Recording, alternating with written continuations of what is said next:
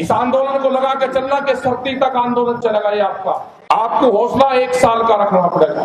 देश को बेरोजगार बनाओ, नौजवानों की नौकरियां छीनो और किसान की जमीन छीनने का काम और षड्यंत्र वो चला हुआ है।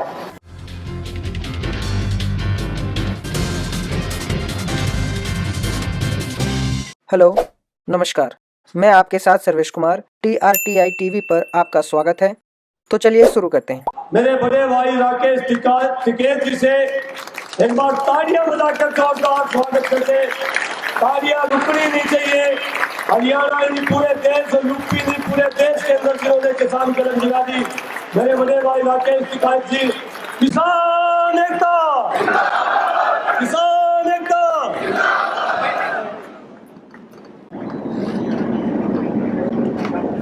आदरणीय सम्मानित मंच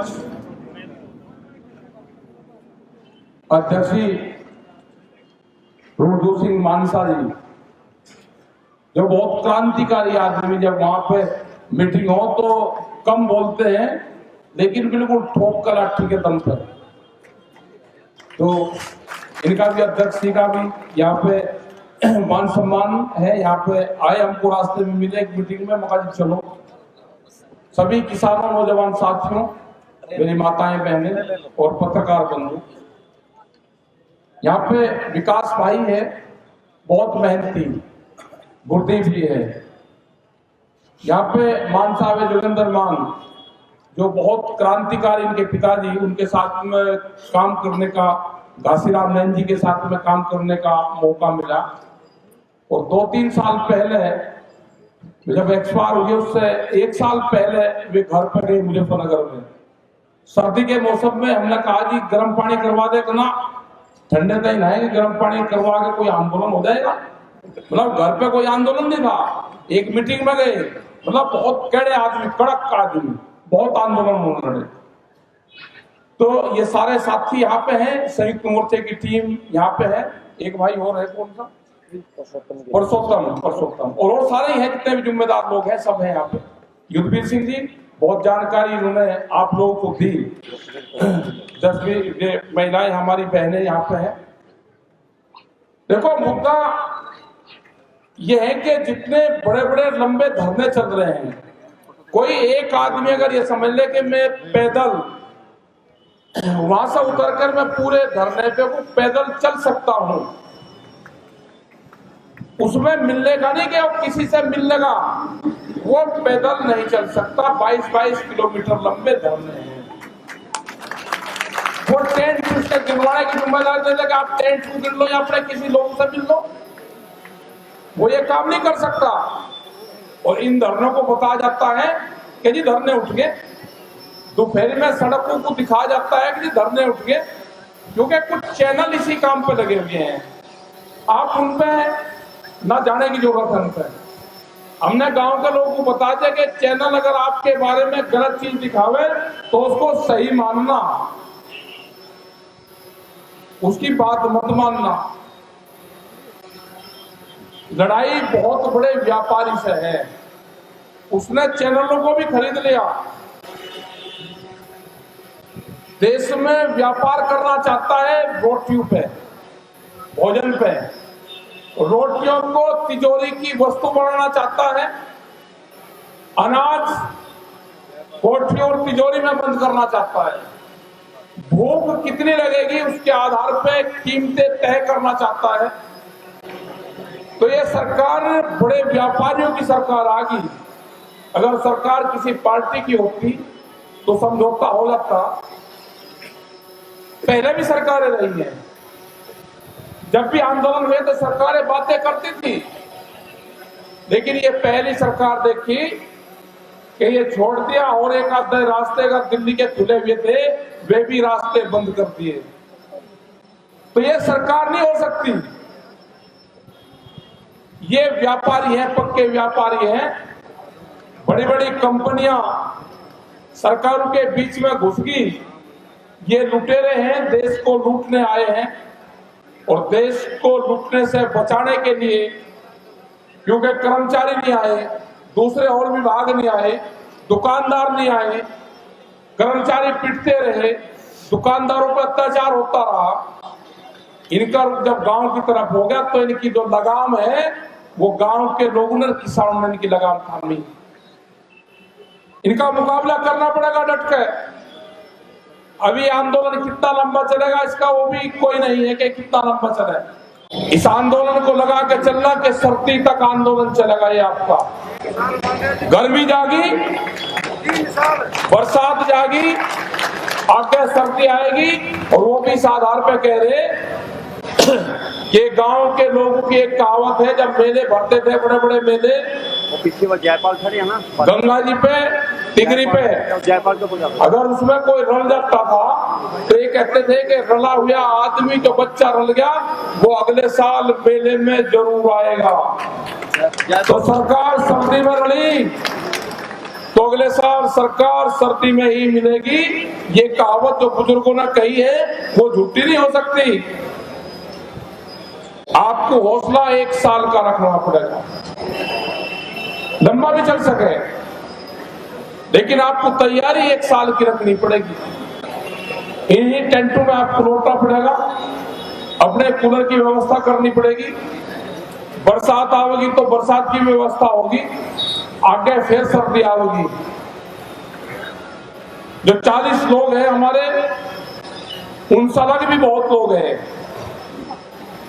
वे पूरे देश भर में जा रहे हैं। पूरे देश की जनता आपके साथ में है। वो चाहे दुकानदार हो, जो छोटा दुकानदार है, जो गांव में दुकान करता है, जो शहर में दुकान करता है, उसने कहा जी नाश हो गया हमारी जान बचा दो। वो एक आदमी, एक दुकानदार 100 लोगों को उधार सामान देता है। अगर शहर में 2 मॉल खुल जाएंगे तो पूरा का पूरा शहर का जो दुकानदार है वो खत्म हो जाएगा। जो छोटी स्मॉल इंडस्ट्रीज है वे बर्बाद होगी हमारी। वे लोग कहां जाएंगे? जो साप्ताहिक बाजार है वे बाजार खत्म होंगे। 4.5 करोड़ लोग हैं वे जो साप्ताहिक बाजार में अपना गुजारा बसर करते हैं, जिनके पास में बिजली का कनेक्शन नहीं है, जिनके पास में दुकान नहीं है। वे सस्ता माल खरीदते हैं तो जनता को सस्ता माल देते भी हैं पब्लिक को। बहुत लोग उन्हीं बाजारों पर निर्भर हैं।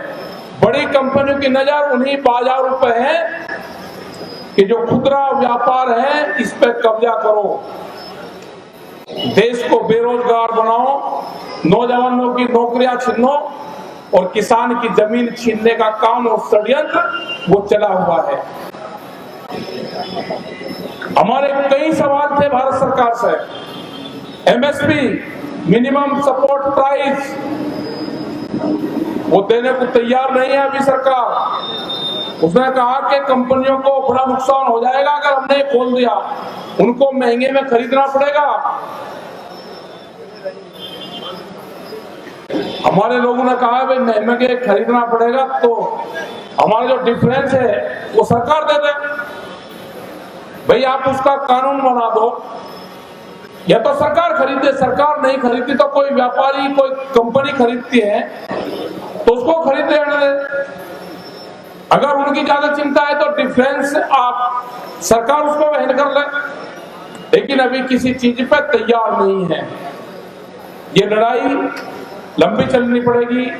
3 कानून है, वे वापसी नहीं होंगे तो घर नहीं जाएंगे। ये पूरा नारा उसी दिन लग चुका था। 3 बिल वापसी होंगे, एमएसपी पे कानून बनेगा, अपने फसलों को हम एमएसपी से कम पे नहीं बेचेंगे।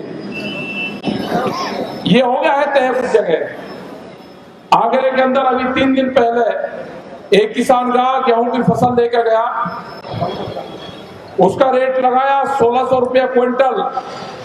उसने कहा कि एमएसपी से कम पे नहीं दूंगा, 1975 से कम पे मैं अपना गेहूं नहीं बेचूंगा। उसने रोड़ा रुका करा, अधिकारी आए तो उसका उसी रेट पे उसकी खरीद हुई। मंडी का मतलब पूरे देश में मंडी का मतलब एमएसपी नहीं है। पूरे उत्तर प्रदेश और दूसरी जगह तो मंडियों में उसके नीचे पे खरीद होती है। पंजाब और हरियाणा को छोड़ देंगे, और वो भी 2 फसलों को। उस सड़क तो अगर मक्का की फसल है, बाजरे की है तो वो सस्ते में बिक्री। तो जब ये कानून बन जाएगा तो उसके नीचे पे फसल नहीं बिकेगी, ये आंदोलन है। 3 बिल वापसी होंगे, ये आंदोलन है। बिजली अमेंडमेंट बिल 2020, उस पर सरकार ने कहा कि हम इसको ले लेंगे वापसी, लेकिन कोई कागज पत्तर उसका भी नहीं है। इनमें समझौता नहीं होता तो समझौता उसमें भी नहीं होता। अगर किसी के पास में 2 पशु होंगे तो कॉमर्शियल कनेक्शन उसको देना पड़ेगा अपने घर पे। बीज कानून आ रहे हैं, इसके अलग भी बहुत कानून आ रहे हैं। बीज विधेयक जो बिल है वो आ रहा है। बीज पुलिस बनेगी, वो देखेंगे खेत में क्या बुरा। अगर कोई किसी कंपनी का बीज आपके खेत में निकल गया तो मुकदमे दर्ज होंगे। पंजाब में ये हुए भी हैं। आलू की किसी ने वैरायटी लगा दी गुजरात में, उसके ऊपर मुकदमे दर्ज हुए। 10 साल पुराना ट्रैक्टर अब आप नहीं चला सकते।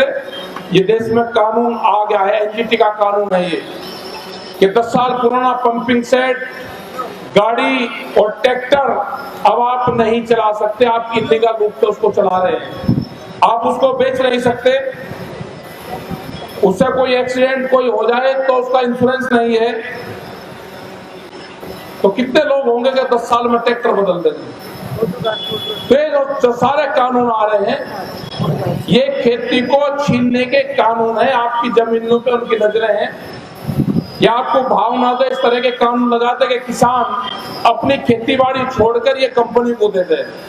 वो कौन सा फार्मूला है कि हम अपने खेत में खुद काम करते हैं, मजदूरी करते हैं, हमको नुकसान है। बड़ी बड़ी कंपनी आएगी, उनके बड़े बड़े अधिकारी आएंगे, वे कर्मचारी वे खेती में काम करेंगे, उनको फायदा होगा। हमने सरकार को कहा है कि मास्टरों से हमको भी मिलवाओ, जो खेती के जो मास्टर हैं, जो गणित के टीचर हैं, उनसे हमको भी मिलवा दो कि कैसे लाभ होगा।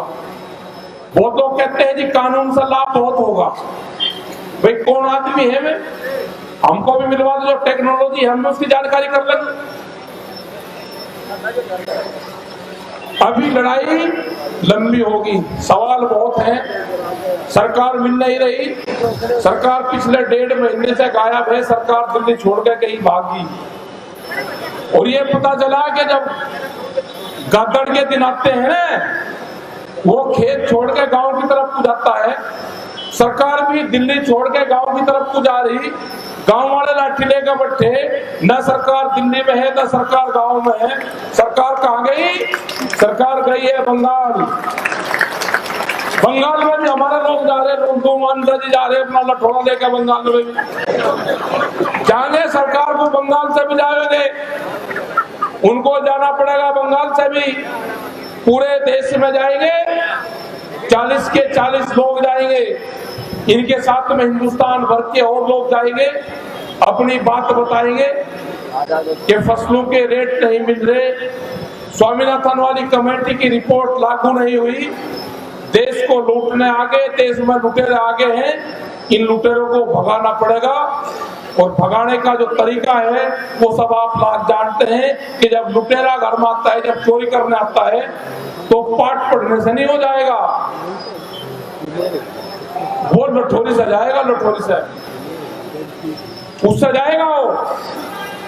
तो बड़ी बड़ी कंपनियां आपकी जमीनों पर नजरें गड़ाई बैठी है। आपको सतर्क रहना है। इस तरह का जो आंदोलन है, ये पहली बार इतना बड़ा आंदोलन देश में चला है। और 100 दिन इस आंदोलन को हो गए, 100 दिन। बहुत हिम्मत की बात है आप सब लोगों की।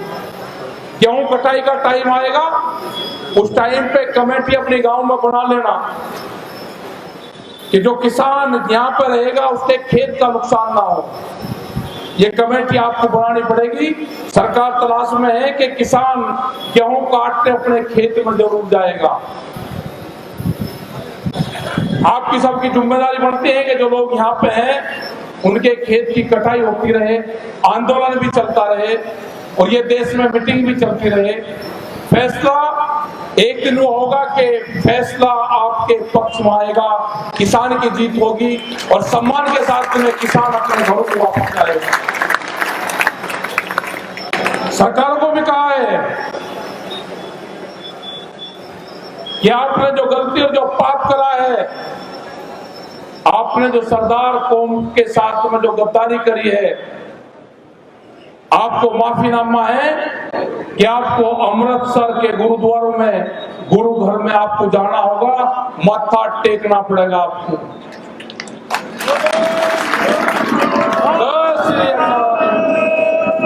तो अपनी तैयारी करो।